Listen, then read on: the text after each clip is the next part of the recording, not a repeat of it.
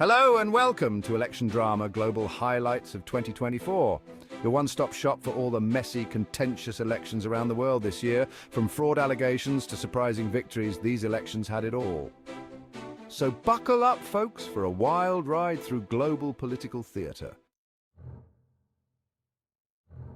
First up, we head to Venezuela, a country that has perfected the not-so-democratic election. This year was no different, with reports of fraud and voter intimidation. Opposition figures were barred, ballot boxes went missing, and the government declared victory. It's like they have a template for this printed on those world's best dictator mugs in souvenir shops. In Rwanda, the incumbent president won a suspiciously high percentage of the vote. Observers noted the lack of transparency. At least the ballots were recycled. The election was a farce. We need real change. From Africa, we jet to Europe, where France found itself in a pickle.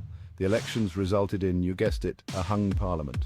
No clear winner, just political gridlock. And the breadsticks? The crumbling French economy. In Iran, a surprise upset occurred. A reformist candidate defeated a hardline conservative in a runoff election. Even a small step towards moderation is better than fanaticism. Across the pond, the United Kingdom saw the return of the Labour Party to power after what felt like a century of conservative rule. Turnout was low, and the only thing more divided than the electorate was probably the royal family at Prince Andrew's birthday party.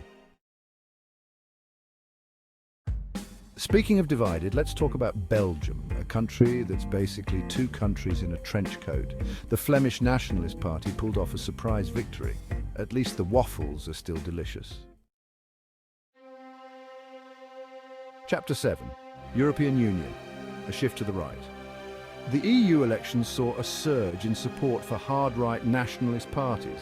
Makes you wonder if anyone learned from the last century of European history.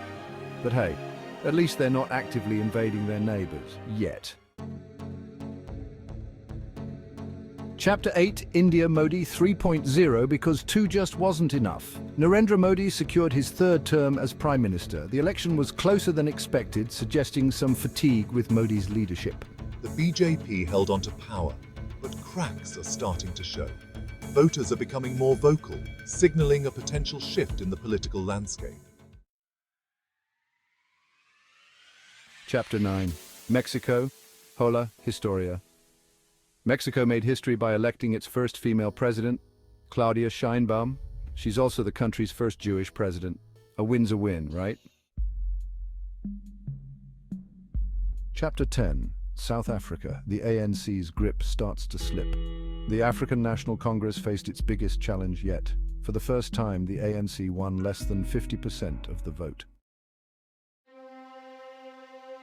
Chapter 11. Chad, Déby, or not Déby? That's the question. Over in Chad, President Mohamed Idris. Déby won a controversial election. But hey, at least he's not his father, right? Chapter 12. Panama.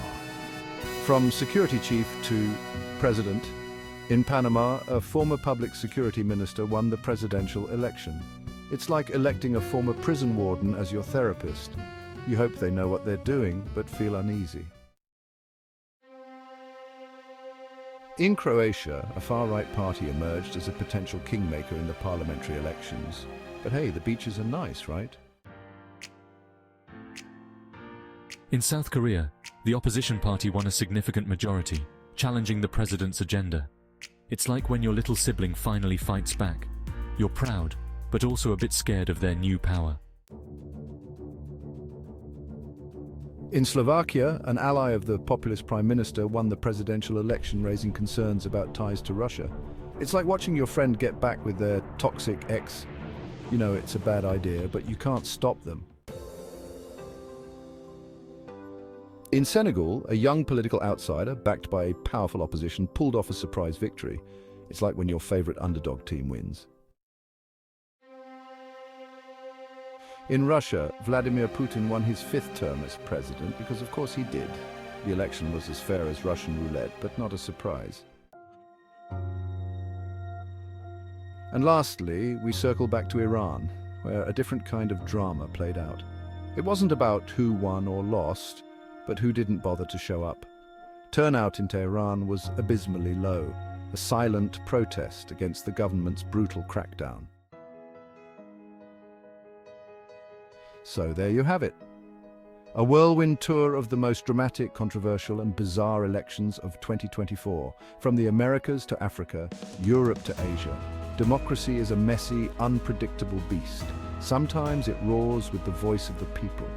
Other times it whimpers under corruption and authoritarianism. Stay tuned, folks, because 2025 might bring more chaos.